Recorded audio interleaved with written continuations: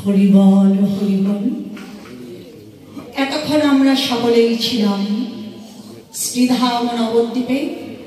নবদ্বীপ ছেড়ে যাব সবাই আমরা বৃন্দাবনে।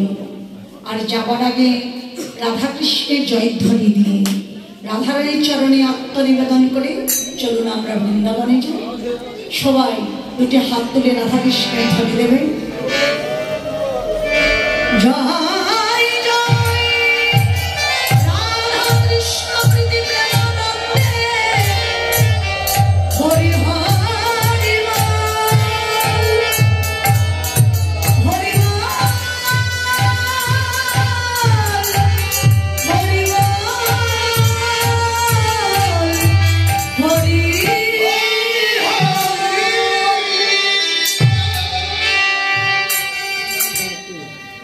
জয় রাধা রানী কি, রাধা রানী কি, রাধা রানী কি, জয় রাধা রানী। এসে গেলাম বৃন্দাবনে। বৃন্দাবন লীলায় বৃন্দাবনেশ্বরী শ্রীমতী রাধা রানী সাজের বেলা গিয়েছিলেন যমুনাতে জল আনতে। গোবিন্দের অপরূপ মূরতি দর্শন করে ঘরে এসে রাধা রানী বসে কাঁদছেন। আমাদের বৈষ্ণবপতি জানিয়ে দিলেন, ও রাধে যমুনাতে যাইয়া শ্যামের দেখিয়া ঘরে আইল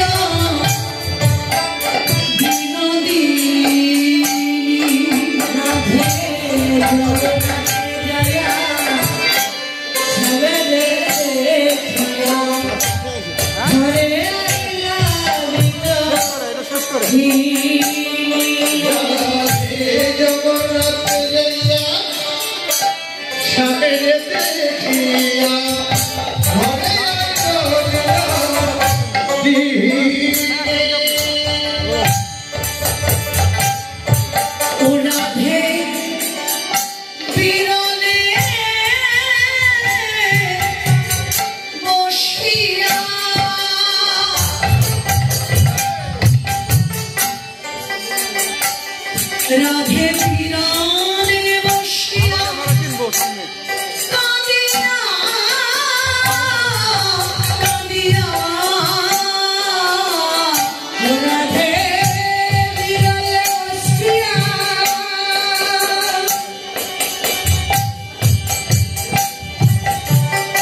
ওরে কাঁদিয়া কাঁদিয়া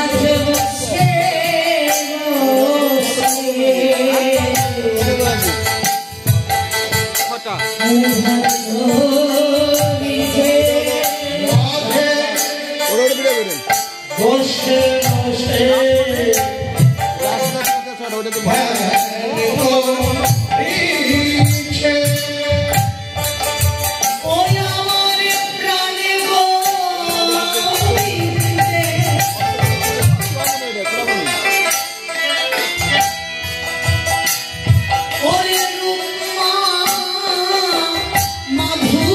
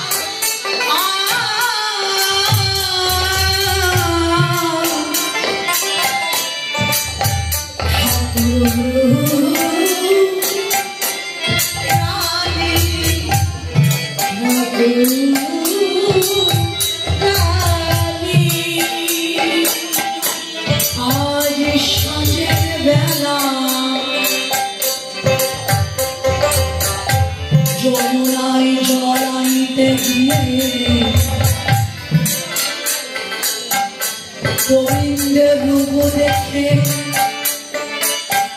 ঘরে বসে বসে রাধারানী আমাদের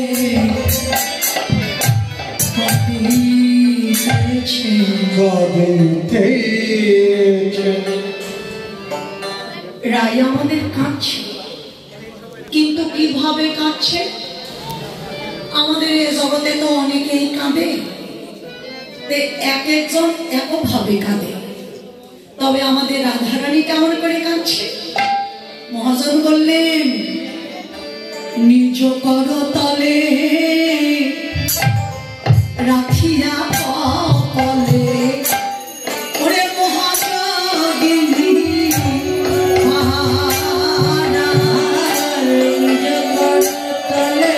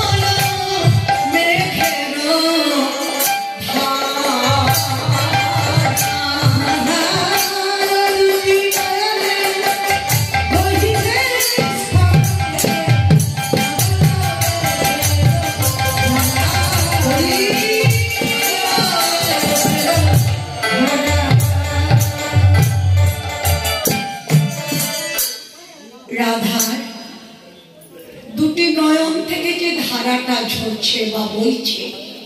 কেমন ধারা? শ্রাবণ মেঘের বৃষ্টি ধারা যেমন অঝর ঝরায়ে ঝরতে থাকে, ঠিক রাধা দুটি নয়ন থেকে কৃষ্ণ নামের ধারা অঝর ঝরায়ে ঝরছে। ধারার যেন বিরাম নেই, অবিরত ঝরছে। রাধারানীর কাছে এলো রাধারানীর প্রিয় সখী। কোন সখী বাবা? বৃন্দাবনে তো সখীর কোনো অভাব নেই। প্রিয় সখীকে বাবু জানিয়ে দিলেন, হেন কালে তথা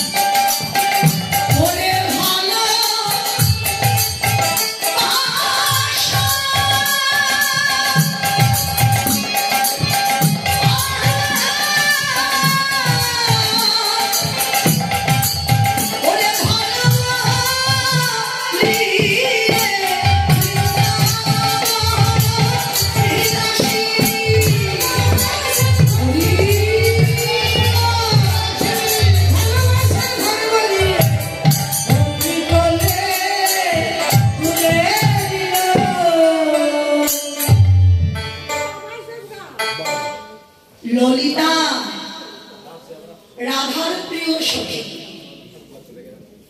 এলো রাধারানীর কাছে। এসেই দেখে যে রাধারানী যেন আকুল প্রাণে ব্যাকুল হয়ে কাঁদছে। অমনি ললিতা রাধাকে কোলে তুলে নিয়েছে, নিয়ে বলে, বিনোদিনী অমন করে কাঁদছিস কেন? বল বল না রাধে, তুই কেন কাঁদছিস? অমনি রাধারানী বলতে লাগলো, সখী রে শুনবি, আয় আয় আমার কাছে, আমার কাছে আয়, আমি সব তোদের কাছে বলবো। ললিতা তোদের কাছে আমি আমার গোবিন্দের রূপের কথাগুলো বলবো, কিন্তু সখী রে, ওই রূপের কথা শুনতে শুনতে রূপ দেখার প্রতি তোদের যদি অনুরাগ জাগে, তাহলে আমার বলাটা সার্থক হবে, আর তোদের শ্রবণটাও সার্থক হবে।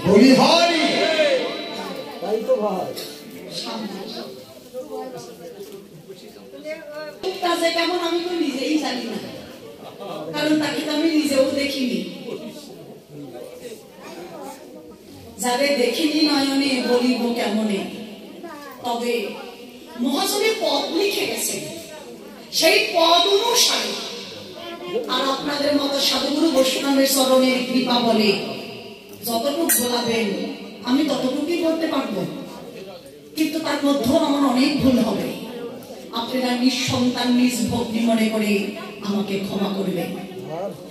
আমি যে আপনাদের কাছে রূপের বর্ণনাটা করব, আপনাদেরও যদি রূপ বর্ণনা এই কথাগুলো শুনতে শুনতে রূপ দেখার প্রতি যদি লালসা জাগে, তবে আমার বলাটা সার্থক হবে, আর আপনাদের শ্রবণটাও।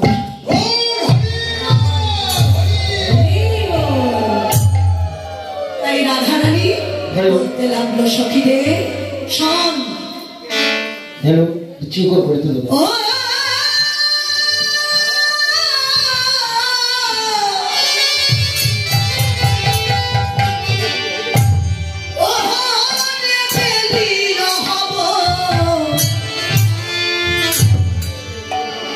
অবসানকালে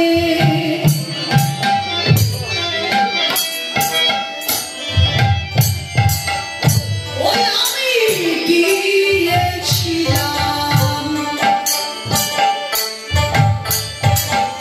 ওই না যমুনা জলে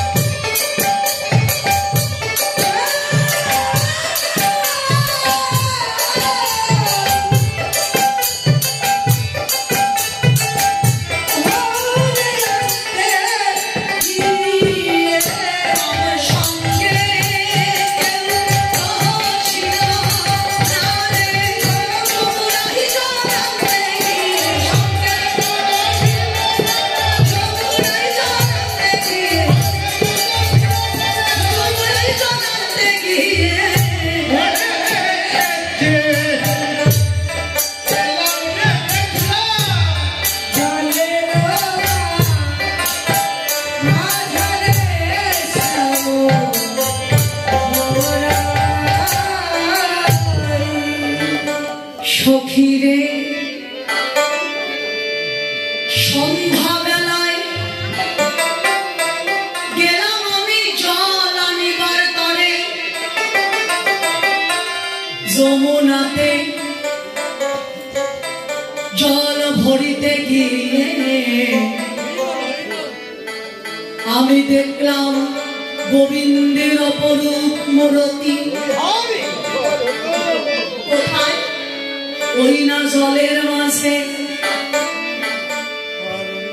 ললিতা বলছে, রাধে তোর মাথা ঠিক আছে তো? হ্যাঁ, তুই জলের মধ্যে গোবিন্দকে দেখেছিস, কেমন কথা রে? আরে আমার তো বিশ্বাসই হচ্ছে না। হ্যাঁ, আচ্ছা রাধে, বিশ্বাস তখনই করব, আচ্ছা তুই বলতো গোবিন্দের তুই কেমন রূপ দেখেছিস, বলতে পারবি? বলছে, সন্ধ্যা ললিতা, আমি কেমন রূপ গোবিন্দের দেখেছি?